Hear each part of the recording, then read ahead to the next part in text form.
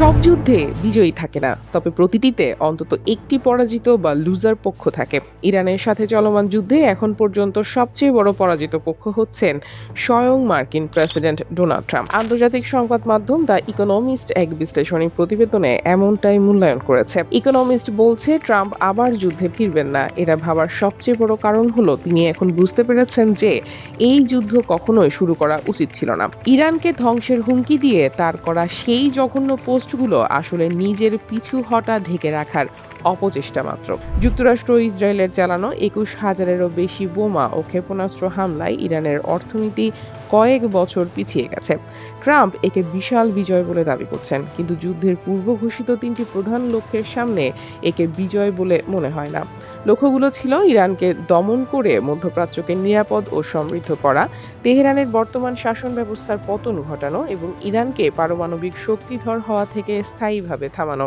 এর কোনোটি হয়নি। এই যুদ্ধ মধ্যপ্রাচ্যের আঞ্চলিক নিরাপত্তাকেই ক্ষতিগ্রস্ত করেছে। ইরান এখন উপসাগরীয় দেশগুলোতে হামলা চালিয়ে এবং হরমুজ প্রণালী দিয়ে জাহাজ চলাচল বন্ধ করে দিয়ে আগের চেয়ে আরও বিধ্বংসী শক্তি হিসেবে হাজির হয়েছে। ট্রাম্প হয়তো আশা করছেন ইরানিরা শিগগির তাদের শাসন ব্যবস্থার বিরুদ্ধে রুখে দাঁড়াবে, যাতে তিনি এর কৃতিত্ব নিতে পারেন। তবে এটি যুদ্ধ শুরুর আগের তুলনায় এখন কম সম্ভাব্য বলে মনে হচ্ছে। ইরানের প্রকৃত নিয়ন্ত্রণ এখন Islamic revolutionary guard corps IRGC এবং কট্টর উপদলগুলোর হাতে, যাদের সবাই যুদ্ধবাজ জাতীয়তাবাদী। এই যুদ্ধ ইরানের পারমাণবিক হুমকিকেও আগের চেয়ে বাড়িয়ে তুলেছে। যুক্তরাষ্ট্র ও ইসরায়েল ইরানের অবকাঠামোর ক্ষতি করেছে ঠিকই, কিন্তু প্রায় ৪০০ কেজি উচ্চমাত্রার সমৃদ্ধ ইউরেনিয়াম, যা ১০টি বোমা তৈরির জন্য যথেষ্ট, এখনও পারমাণবিক কেন্দ্রগুলোতে রয়ে গেছে। ইরান নিষেধাজ্ঞা থেকে মুক্তি চায়, কিন্তু ভবিষ্যৎ হামলা ঠেকাতে পরমাণু বোমা তৈরির মাধ্যমে শক্ত অবস্থান নেওয়ার তাগিদ এখন বেড়েছে। কিন্তু তা থামাতে ট্রাম্প এবং ভবিষ্যতের প্রেসিডেন্টদের প্রতি কয়েক বছর অন্তর হামলা চালাতে হতে পারে। এই যুদ্ধের অভিজ্ঞতায় দেখা গেছে তা বজায় রাখা অত্যন্ত কঠিন হবে।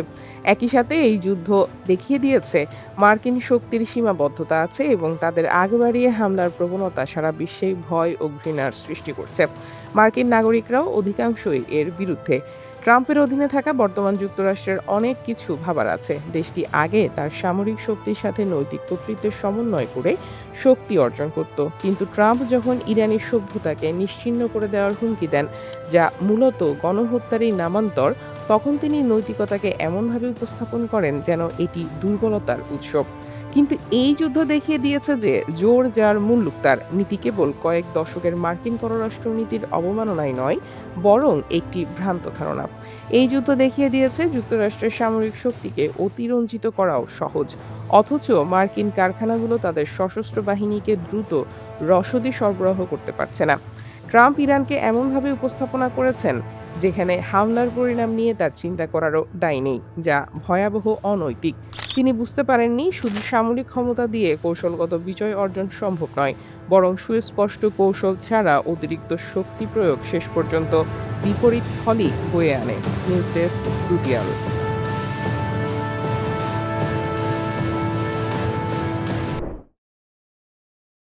মার্কিন প্রেসিডেন্ট ডোনাল্ড ট্রাম্প হরমুজ প্রণালীতে মার্কিন অবরোধের পাশাপাশি ইরানে পুনরায় সামরিক হামলা চালানোর কথা ভাবছেন। সংশ্লিষ্ট কর্মকর্তাদের সূত্রে এই তথ্য জানিয়েছে মার্কিন সংবাদ মাধ্যম ওরাল স্ট্রিট জার্নাল। প্রতিবেদনে বলা হয়, পাকিস্তানে অনুষ্ঠিত আলোচনা ভেস্তে যাওয়ার পর ট্রাম্প যে বিকল্পগুলো নিয়ে ভাবছেন, হামলা আবার শুরু করা তার মধ্যে অন্যতম। কর্মকর্তারা জানিয়েছেন, ট্রাম্প চাইলে পুনরায় পূর্ণমাত্রায় বোমা হামলা শুরু করতে পারেন। তবে মধ্যপ্রাচ্যে আরও অস্থিতিশীলতা তৈরি হওয়ার আশঙ্কা এবং দীর্ঘস্থায়ী সামরিক সংঘাতের প্রতি প্রেসিডেন্টের অনীহার কারণে সেই সম্ভাবনা কম বলে মনে করা হচ্ছে। তিনি সাময়িক অবরোধের পথও বেছে নিতে পারেন, যাতে ভবিষ্যতে প্রণালীতে দীর্ঘমেয়াদী সামরিক মিশনের জন্য মিত্রদের ওপর চাপ সৃষ্টি করা যায়। তবে ট্রাম্পের সহযোগীরা জানিয়েছেন, প্রেসিডেন্ট অবরোধের প্রতিশ্রুতি দিলেও এবং ইরানের অবকাঠামোতে হামলার হুমকি দিলেও এখনও কূটনৈতিক সমাধানের পথ খোলা রেখেছেন। ইরানে আবার হামলা প্রসঙ্গে ফক্স নিউজকে ট্রাম্প বলেন, আমি এটা করতে চাই না, কিন্তু তাদের পানি, লবণমুক্তকরণ প্ল্যান্ট এবং বিদ্যুৎ উৎপাদন কেন্দ্রগুলোতে আঘাত করা খুবই সহজ। ট্রাম্প দাবি করেছেন, ইরান আলোচনার টেবিলে ফিরতে চায়।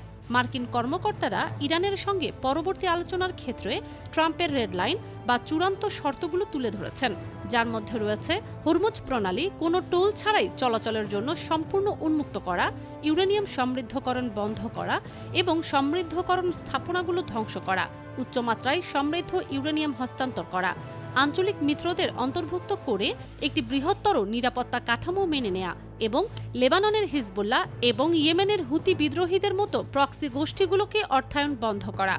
ওরাল স্ট্রিট জার্নালের দাবি, মার্কিন ভাইস প্রেসিডেন্ট জেডি ভ্যান্সের নেতৃত্বে পাকিস্তানে অনুষ্ঠিত আলোচনা মূলত ইরানের পারমাণবিক কর্মসূচি ত্যাগে অস্বীকৃতির কারণে ভেঙে যায়।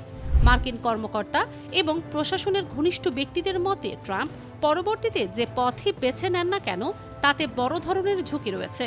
পুনরায় পূর্ণমাত্রার যুদ্ধ শুরু করলে মার্কিন সমরাস্ত্রের মজুদ শেষ হয়ে যাবে এবং মধ্যপ্রাচ্যের সংঘাত নিয়ে সন্দিহান ভোটারদের কাছ থেকে প্রেসিডেন্টকে তীব্র সমালোচনার মুখে পড়তে হবে।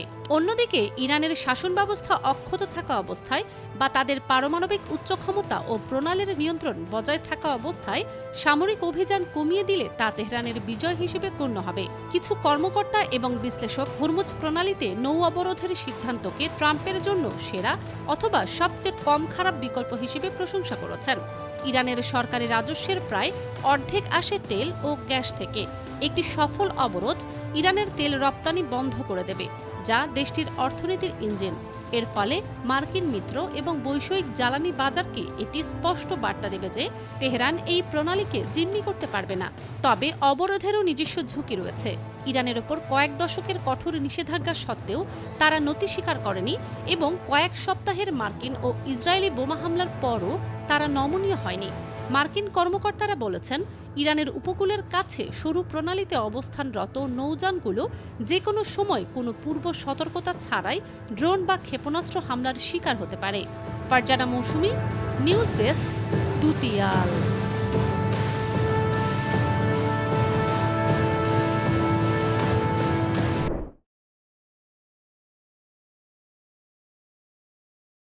মার্কিন সেনাবাহিনী জানিয়েছে তারা ইরানি বন্দরগুলোয় সব ধরনের সামুদ্রিক যাতায়াতের উপর অবরোধ আরোপ করেছে। ১৩ এপ্রিল থেকে এই ব্যবস্থা কার্যকর হয়েছে। তবে অন্য দেশ থেকে আসা যাওয়া করা জাহাজগুলো হরমুজ প্রণালী দিয়ে চলাচল করতে পারবে। নিজেদের সামাজিক যোগাযোগ মাধ্যম ট্রুথ সোশ্যালে ট্রাম্প লিখেছেন, যুক্তরাষ্ট্র হরমুজ প্রণালীতে প্রবেশ বা বের হবার চেষ্টা করা সব জাহাজকে অবরোধ দিতে শুরু করবে। ট্রাম্প আরও বলেন, ইরানকে কোনো না কোনোভাবে অর্থ পরিশোধ করা জাহাজগুলোকে আন্তর্জাতিক জলসীমায় চিহ্নিত করে আটকাতে আমি আমাদের নৌবাহিনীকে নির্দেশ দিয়েছি। অবৈধ টোল পরিশোধ করা কেউই সমুদ্রে নিরাপদে চলাচল করতে পারবে না। এই পোস্টে ট্রাম্প আরও লিখেছেন, আমাদের ওপর বা শান্তিপূর্ণ জাহাজগুলোর ওপর কোনো ইরানি গুলি চালালে তাদের নরকে পাঠিয়ে দেয়া হবে। মার্কিন নৌবাহিনীর ২০২২ সালের commanders handbook on naval operation law অনুযায়ী অবরোধ হল এমন এক সামরিক অভিযান যার মাধ্যমে শত্রু রাষ্ট্রের নিয়ন্ত্রণাধীন নির্দিষ্ট বন্দর, বিমান ঘাঁটি বা উপকূলীয় অঞ্চলে প্রবেশ করা বা বের হওয়া সব দেশের জাহাজ বা বিমানকে বাধা দেয়া হয়।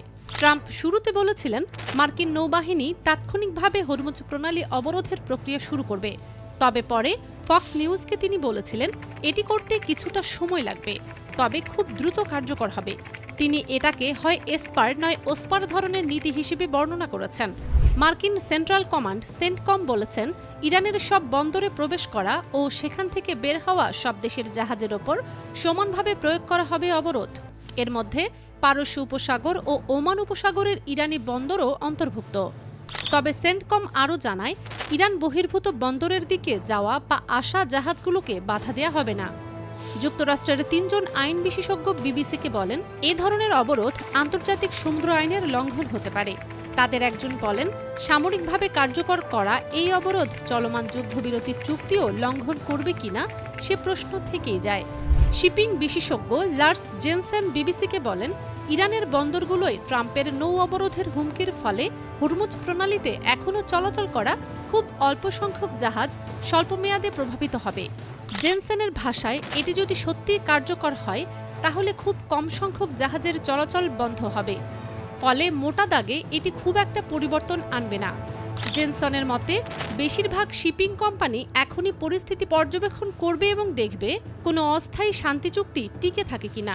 যদি থাকে তাহলে ধীরে ধীরে আবার চলাচল বৃদ্ধি পেতে পারে। ফারজানা মৌসুমী, নিউজ ডেস্ক, দুতিয়াল।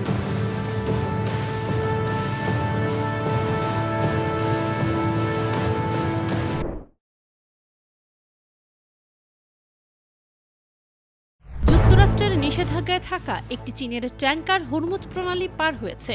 মার্কিন নৌবাহিনীর দেয়া অবরোধ উপেক্ষা করেই জাহাজটি এই সমুদ্রপথ অতিক্রম করেছে।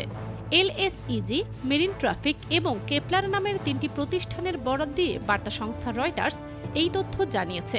রয়টার্স বলছে, জাহাজটির নাম রিচ স্টাইরি। অবরোধ শুরুর পর এটি প্রথম জাহাজ যা প্রণালী পার হয়ে উপসাগর থেকে বেরিয়ে গেছে। জাহাজটি এবং এর মালিক প্রতিষ্ঠান সাংহাই সুয়ানরুন শিপিং কোম্পানি লিমিটেড। এর আগে ইরানের সঙ্গে লেনদেনের কারণে জাহাজটি যুক্তরাষ্ট্রের নিষেধাজ্ঞার মুখে পড়ে।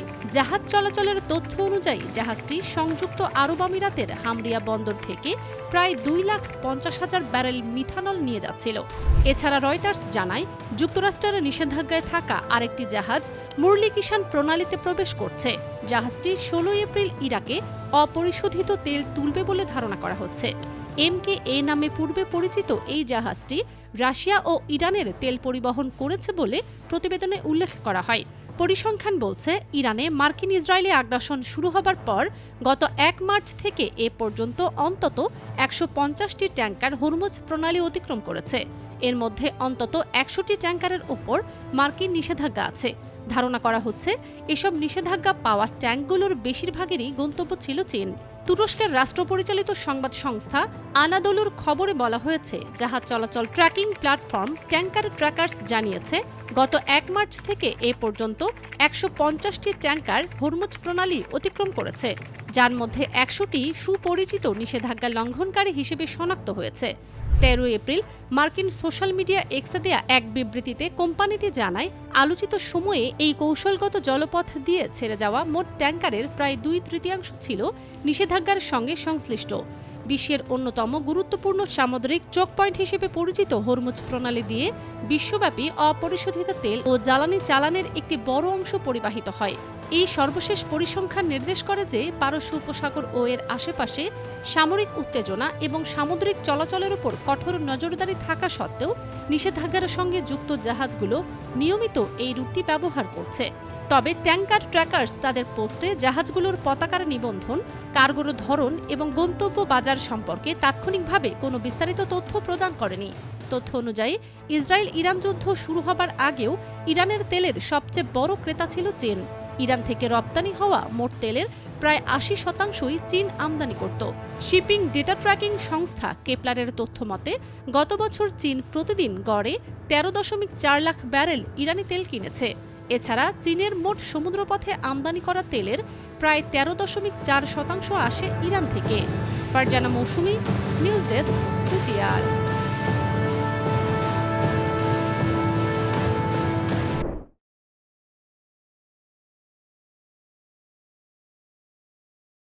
যুক্তরাষ্ট্র ও ইসরায়েলের বিরুদ্ধে চলমান যুদ্ধে মধ্যপ্রাচ্যে থাকা আমেরিকার ঘাঁটিগুলোতে একের পর এক হামলা চালিয়েছে ইরান। সেই সময় প্রশ্ন উঠেছিল, কিভাবে তারা এমন নিখুঁত লক্ষ্য নির্ধারণ করছে। লন্ডন ভিত্তিক গণমাধ্যম ফিনান্সিয়াল টাইমস এর উত্তর খুঁজে পেয়েছে বলে দাবি করেছে। তারা জানায়, সাম্প্রতিক যুদ্ধে মধ্যপ্রাচ্য জুড়ে মার্কিন সামরিক ঘাঁটিগুলোতে হামলা করতে ইরান গোপনে একটি চীনা গোয়েন্দা স্যাটেলাইট ব্যবহার করে। প্রতিবেদনে বলা হয়, 2024 সালের শেষ দিকে ইরান চীনা কোম্পানি আর্থ আই কোয়ের নির্মিত ও উৎক্ষেপিত TEE-01B নামের স্যাটেলাইটটির নিয়ন্ত্রণ নেয়। চীন থেকে মহাকাশে উৎক্ষেপণের পর ইসলামী বিপ্লবী গার্ড বাহিনী IRGCর মহাকাশ শাখা স্যাটেলাইটটি অধিগ্রহণ করে বলে ফাঁস হওয়া ইরানি সামরিক নথির বরাতে জানানো হয়। সংবাদ মাধ্যমটি আরও জানায়, ইরানের সামরিক কমান্ডাররা স্যাটেলাইটটিকে ব্যবহার করে মধ্যপ্রাচ্যের গুরুত্বপূর্ণ মার্কিন সামরিক স্থাপনাগুলো পর্যবেক্ষণের নির্দেশ দেন। সময় উল্লেখ করা স্থানাঙ্কের তালিকা, স্যাটেলাইট চিত্র ও কক্ষপথ বিশ্লেষণের ভিত্তিতে এই তথ্য তুলে ধরা হয়। মার্চ মাসে এসব স্থানে ড্রোন ও ক্ষেপণাস্ত্র হামলার আগে ও পরে ওই স্যাটেলাইট দিয়েই ছবি তোলা হয় বলে প্রতিবেদনে উল্লেখ করা হয়েছে। চুক্তির অংশ হিসেবে IRGC বেইজিং ভিত্তিক স্যাটেলাইট নিয়ন্ত্রণ ও তথ্য সেবা প্রদানকারী প্রতিষ্ঠান অ্যাম্পোসাট পরিচালিত বাণিজ্যিক স্থল সেন্টার ব্যবহারের সুযোগ পায়। এই প্রতিষ্ঠানের নেটওয়ার্ক এশিয়া, লাতিন আমেরিকা সহ বিভিন্ন অঞ্চলে বিস্তৃত। প্রতিবেদনে আরও বলা হয়, গত 13, 14 ও 15 মার্চ সৌদি আরবের প্রিন্স সুলতান বিমান ঘাঁটির ছবি ধারণ করে স্যাটেলাইটটি। 14 মার্চ প্রেসিডেন্ট ট্রাম্প নিশ্চিত করেন ওই ঘাঁটিতে অবস্থানরত এক ঝাঁক মার্কিন বিমান হামলার শিকার হয়েছে। এছাড়া একই সময়ে উপগ্রহটি জর্ডানের আফফাক সালতি বিমান ঘাঁটি, বাহরাইনের মানামায় অবস্থিত মার্কিন পঞ্চম নৌবহরের ঘাঁটির আশেপাশে ও ইরাকের এরবিল বিমানবন্দরের কাছাকাছি এলাকাগুলোকেও পর্যবেক্ষণ করে। এসব এলাকায় ইসলামী বিপ্লবী গার্ড বাহিনীর দাবি করা হামলার সময়ের সঙ্গেই এই নজরদারি পরিচালিত হয় বলে প্রতিবেদনে উল্লেখ করা হয়েছে। তবে স্বাধীনভাবে এই প্রতিবেদনের সত্যতা যাচাই করা যায়নি। এ বিষয়ে মন্তব্যের জন্য অনুরোধ জানানো হলেও হোয়াইট হাউস, সিআইএ, পেন্টাগন, চীনের পররাষ্ট্র মন্ত্রণালয়, প্রতিরক্ষা মন্ত্রণালয় ও ওয়াশিংটনে দেশটির দূতাবাস তাৎক্ষণিকভাবে কোনো প্রতিক্রিয়া জানায়নি। একইভাবে আর্থ আইকো ও অ্যাম্পোসাটও প্রশ্নের জবাব দেয়নি। ফিনান্সিয়াল টাইমস জানায়, অ্যাম্পোসাট ও ইসলামী বিপ্লবী গার্ড বাহিনীর সম্পর্ক নিয়ে হোয়াইট হাউস সরাসরি মন্তব্য না করলেও একজন মুখপাত্র গত সপ্তাহের শেষে মার্কিন প্রেসিডেন্ট ডোনাল্ড ট্রাম্পের বক্তব্যের দিকে ইঙ্গিত করেন। সে সময় ট্রাম্প সতর্ক করে বলেন, চীন যদি ইরানকে আকাশ প্রতিরক্ষা ব্যবস্থা সরবরাহ করে তাহলে তারা বড় সমস্যায় পড়বে। এ বিষয়ে জানতে চাইলে ওয়াশিংটনের চীনা দূতাবাস ফিনান্সিয়াল টাইমসকে জানায়, চীনের বিরুদ্ধে সংশ্লিষ্ট পক্ষগুলোর কল্পনাপ্রসূত ও ইঙ্গিতপূর্ণ ভ্রান্ত তথ্য ছড়ানোর কঠোর বিরোধিতা করি আমরা। ফারজানা মৌসুমী, নিউজ ডেস্ক, দুতিয়াল।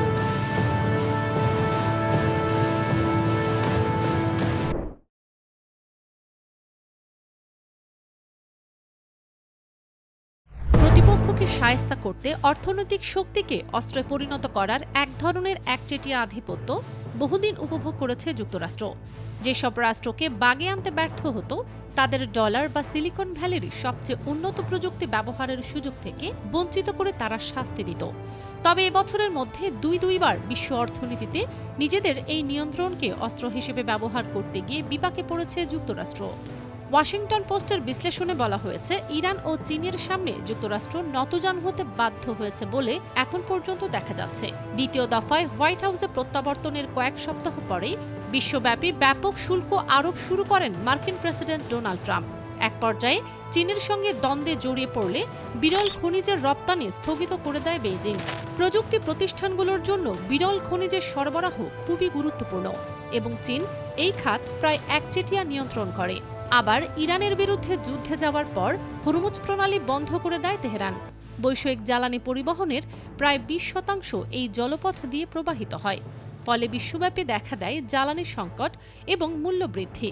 প্রথমত, ডোনাল্ড ট্রাম্পের বাণিজ্য যুদ্ধে একটি যুদ্ধবিরতি নিশ্চিত করতে চীন দুর্লভ খনিজ পদার্থের ওপর তার আধিপত্য কাজে লাগিয়েছিল।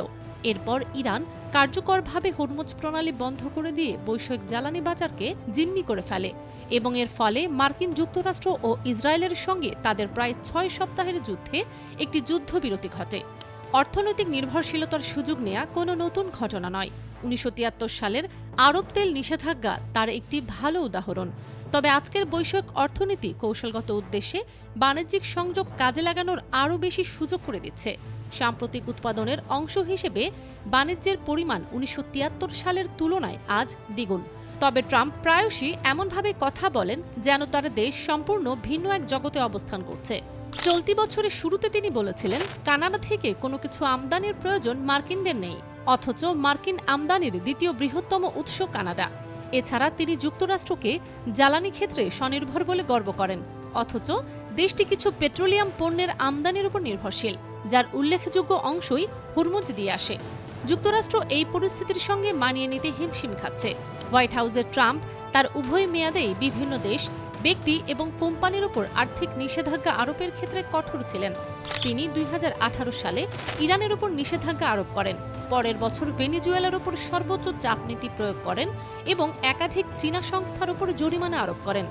এই মেয়াদে ট্রাম্প ইরানের উপর আরও নিষেধাজ্ঞা আরোপ করেছেন। আনুমানিক 20,000 চীনা কোম্পানিকে অন্তর্ভুক্ত করে রপ্তানি নিয়ন্ত্রণ বিস্তৃত করেছেন এবং চীনে উন্নত চিপ তৈরির সরঞ্জাম এবং জেট ইঞ্জিনের উপর নিয়ন্ত্রণ আরও কঠোর করেছেন। তবে ইরান এবং চীনও যখন তাদের অর্থনৈতিক সুবিধাকে অস্ত্র হিসেবে ব্যবহার করেছে, তখন ট্রাম্প প্রশাসন অপ্রস্তুত হয়ে পড়েছে। এই বিষয়ে বিশ্লেষক হেনরি ফ্যারেল বলেন, আমরা এমন এক বিশ্বে আছি যেখানে যুক্তরাষ্ট্র যা করে পার পেয়ে যাবে বলে এতদিন বিশ্বাস করত, তা করে এখন আর পার পাচ্ছে না। ফারজানা মৌসুমী, নিউজ ডেস্ক, দুতিয়াল।